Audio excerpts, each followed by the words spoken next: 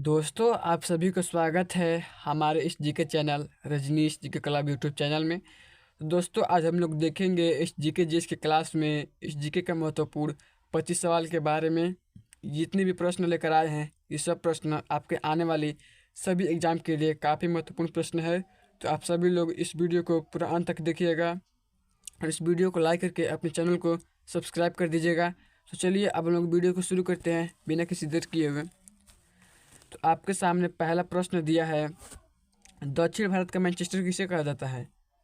दोस्तों, पूछा गया कि दक्षिण भारत का मैनचेस्टर किसे कहा जाता है।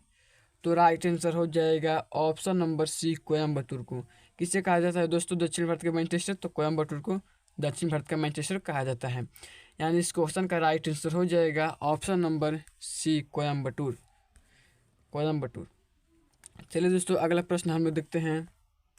अगला प्रश्न क्या कह रहा है, एशिया की रोशनी किसे कहा जाता है। दोस्तों, एशिया की रोशनी किसे कहा जाता है? तो राइट आंसर हो जाएगा option number B, Gautam Buddha को। गौतम बुद्ध को एशिया की रोशनी कहा जाता है। यानी इस क्वेश्चन का राइट आंसर हो जाएगा option number B, Gautam Buddha. चलिए दोस्तों, अगला प्रश्न हम लोग देखते हैं। अगला प्रश्न है, अर्जुन पुरस्कार किस क्षेत्र में दिया जाता है। अर्जुन पुरस्कार किस क्षेत्र में दिया जाता है दोस्तों? तो राइट आंसर हो जाएगा ऑप्शन नंबर बी, खेल के क्षेत्र में।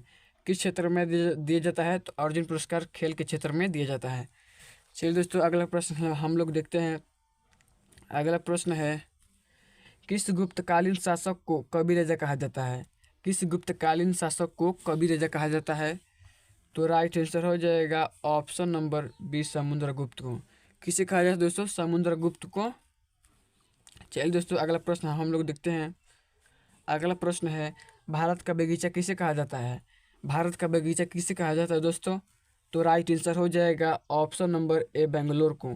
किसे कहा जाता है दोस्तों भारत का बगीचा? तो बेंगलोर को भारत का बगीचा कहा जाता है। चलिए अब हम लोग आगे बढ़ते हैं। अगला प्रश्न हम लोग देखते हैं। अगला प्रश्न है, संथाली लोग पुजारी को क्या कहते हैं।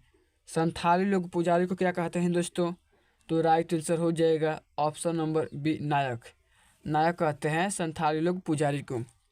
यानी इस क्वेश्चन का राइट आंसर हो जाएगा ऑप्शन नंबर बी, नायक। चलिए दोस्तों, अगला प्रश्न हम लोग देखते हैं। अगला प्रश्न है, भारत का सबसे चौड़ा नदी कौन सी है। भारत का सबसे चौड़ा नदी कौन सी है? तो राइट आंसर हो जाएगा ऑप्शन नंबर सी, ब्रह्मपुत्र नदी। कौन सी नदी है दोस्तों भारत की सबसे चौड़ा नदी? तो ब्रह्मपुत्र नदी भारत की सबसे चौड़ा नदी है।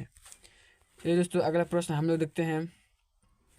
अगला प्रश्न है, भारत का प्रवेश द्वार किसे कहा जाता है। भारत का प्रवेश द्वार किसे कहा जाता है? तो राइट आंसर हो जाएगा ऑप्शन नंबर सी, मुंबई को। मुंबई को भारत का प्रवेश द्वार कहा जाता है। यानी इस क्वेश्चन का राइट आंसर हो जाएगा ऑप्शन नंबर सी, मुंबई को। चलिए दोस्तों, अगला प्रश्न हम लोग देखते हैं। अगला प्रश्न है आपके सामने कि इलायची के लिए कौन सी मिट्टी सर्वाधिक उपयुक्त होती है। इलायची के लिए कौन सी मिट्टी सर्वाधिक उपयुक्त होती है? तो राइट आंसर हो जाएगा ऑप्शन नंबर ए, लैटेराइट मिट्टी। कौन सी मिट्टी उपयुक्त होती है? तो लैटेराइट मिट्टी। यानी इस क्वेश्चन का राइट आंसर हो जाएगा ऑप्शन नंबर ए, लैटेराइट मिट्टी। चलिए दोस्तों, अब हम लोग आगे बढ़ते हैं। अगला प्रश्न देखते हैं। अगला प्रश्न है, भारत के प्रथम राष्ट्रपति कौन थे। भारत के प्रथम राष्ट्रपति कौन थे? तो राइट आंसर हो जाएगा option number B, doctor Rajendra Prasad. Doctor Rajendra Prasad Bharat के प्रथम राष्ट्रपति थे। यानी इस क्वेश्चन का राइट आंसर हो जाएगा option number B, doctor Rajendra Prasad. चलिए दोस्तों, हम लोग अगला प्रश्न देखते हैं। अगला प्रश्न है कि माउंट एवरेस्ट दिवस कब मनाया जाता है। दोस्तों, प्रश्न क्या कह रहा है कि माउंट एवरेस्ट दिवस कब मनाया जाता है? तो इसका राइट आंसर हो जाएगा ऑप्शन नंबर बी, 29 मई को। जी हाँ दोस्तों, 29 मई को माउंट एवरेस्ट दिवस मनाया जाता है। यानी इस क्वेश्चन का राइट आंसर हो जाएगा ऑप्शन नंबर बी, 29 मई। चलिए अब हम लोग अगला प्रश्न देखते हैं। अगला प्रश्न आपके सामने है, दिल्ली भारत की राजधानी कब बनी थी। दोस्तों, ये बहुत ही महत्वपूर्ण प्रश्न है, इसे आप लोग ध्यान से समझिएगा और याद करिएगा। दोस्तों, प्रश्न क्या कह रहा है कि दिल्ली भारत की राजधानी कब बनी थी। तो इसका राइट आंसर हो जाएगा ऑप्शन नंबर ए, 1911 में।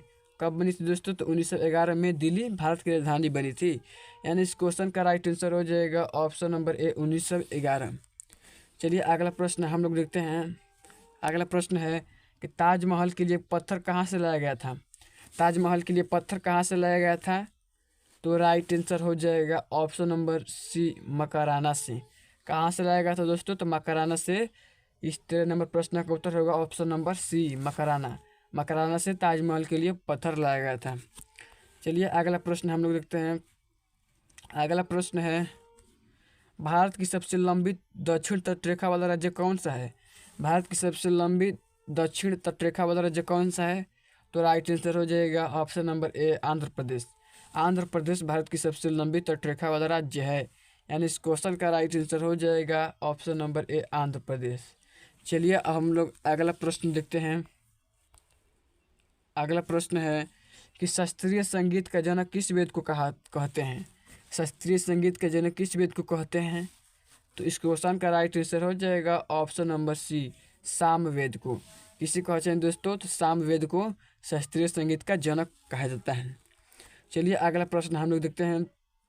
अगला प्रश्न है कि गुलाम वंश की स्थापना कब की गई थी। गुलाम वंश की स्थापना कब की गई थी, तो दोस्त इस क्वेश्चन का राइट आंसर हो जाएगा ऑप्शन नंबर डी 1206 में।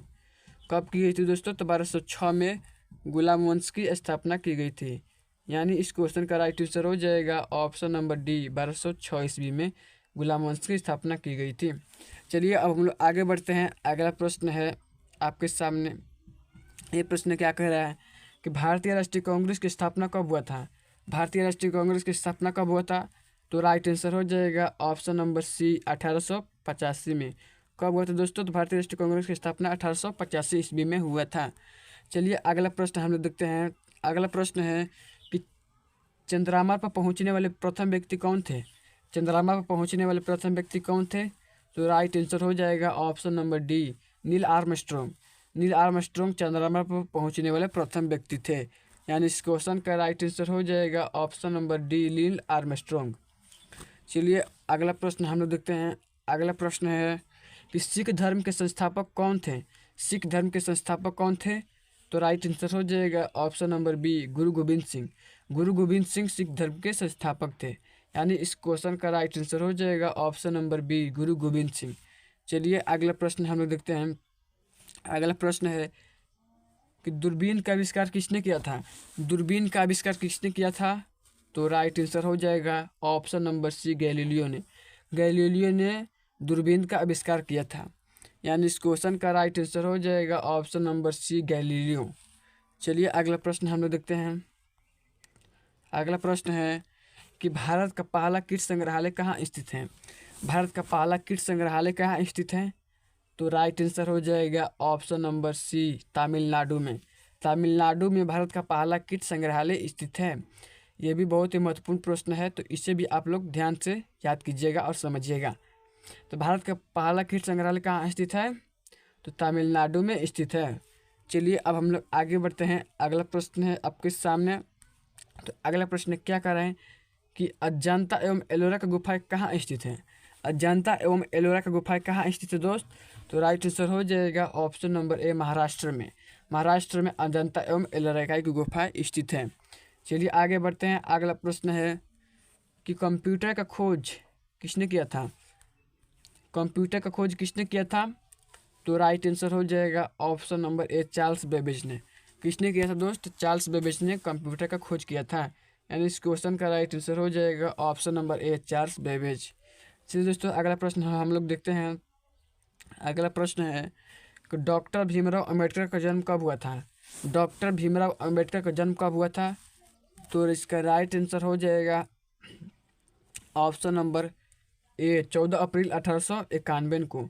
कब दोस्तों, तो 14 अप्रैल 1891 को भीमराव अंबेडकर का जन्म हुआ था, यानी इस क्वेश्चन का राइट आंसर हो जाएगा ऑप्शन नंबर ए 14 अप्रैल 1891 को। अब ये प्रश्न आपके लिए, इस प्रश्न का उत्तर आप लोगों को कमेंट बॉक्स में देना है। प्रश्न क्या कह रहा है कि भारत के किस राज्य में गेहूं का उत्पादन अधिक होता है। दोस्तों भारत के किस राज्य में गेहूं का उत्पादन अधिक होता है। Option A Bihar, option B Uttar Pradesh, option C Maharashtra, option D Paschim Bangal. तो दोस्तों इन चारों ऑप्शन में से कोई एक ऑप्शन चुनकर आप लोगों को कमेंट बॉक्स में उत्तर देना है। चलिए दोस्तों आज इतना ही। अगर हमारी वीडियो अच्छी लगी हो तो कृपया लाइक करना, अगर साथ ही चैनल पर नए हो चैनल को सब्सक्राइब करके बेल आइकन ऑन कर देना। चलिए दोस्तों मिलते हैं अगले वीडियो में, तब तक के लिए जय।